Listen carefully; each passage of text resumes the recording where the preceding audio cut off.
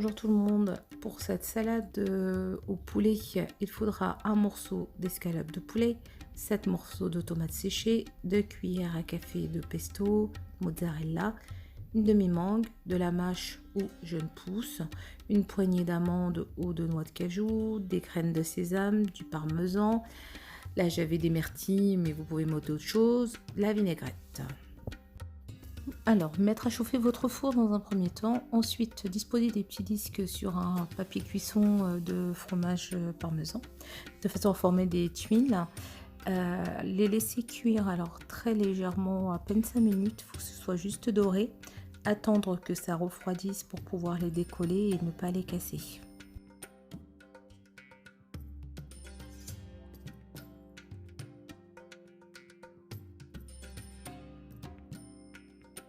On passe ensuite à l'étape suivante. Donc on prend l'escalope de poulet, il faut bien l'émincer, que ce soit le plus finement possible, bien la saler, poivrer.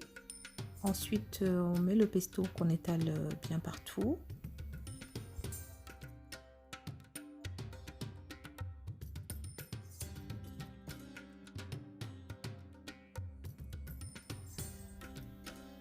Disposez ensuite les tranches de mozzarella sur les 2/3 de l'escalope.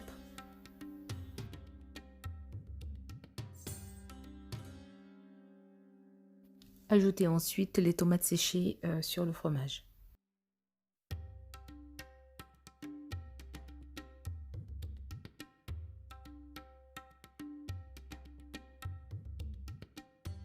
Ensuite, enroulez l'escalope de façon à former un boudin.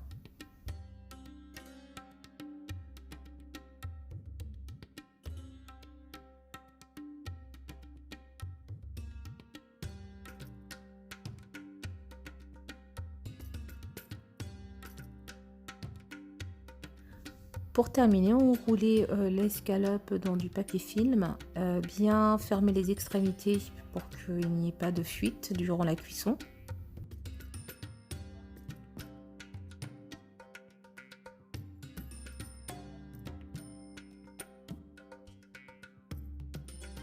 Disposez ensuite les boudins dans un cuve-vapeur, et bien refermer avec un couvercle pour que la cuisson, qu'on garde bien le moelleux à l'intérieur. Disposez votre salade dans une grande assiette, mais vous pouvez également faire la présentation dans des assiettes individuelles. C'est ce que je fais très souvent lorsque j'ai du monde. Placez la mangue découpée en tranches sur le côté. Une fois les escalopes cuites, vous pouvez ensuite les découper en rondelles, alors très délicatement. Voilà le résultat.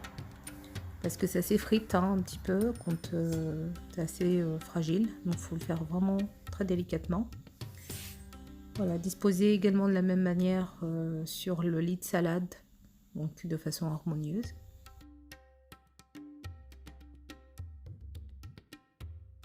Je place ensuite les tuiles de parmesan, donc vous pouvez les disposer comme bon vous semble, il faut que ce soit joli, le rendu soit sympa.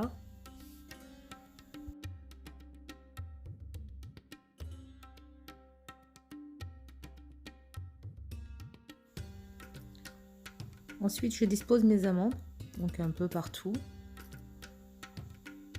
pour qu'il y ait du croquant.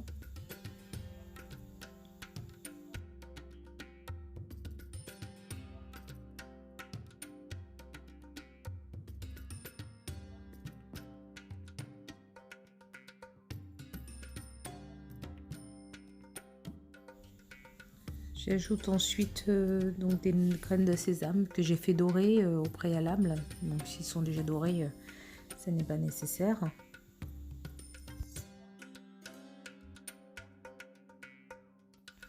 Donc j'ajoute ensuite mes myrtilles. Alors vous pouvez très bien mettre autre chose, du raisin, des framboises. Moi c'est ce que j'avais à disposition à ce moment-là. Enfin voilà, pour terminer, j'assaisonne avec la vinaigrette faite à base d'huile d'olive, de vinaigre balsamique, de sel, à laquelle j'ai ajouté des graines de sésame. Mais vous pouvez aussi très bien faire en sorte que chacun assaisonne à sa convenance. Voilà, je vous souhaite à tous un bon appétit.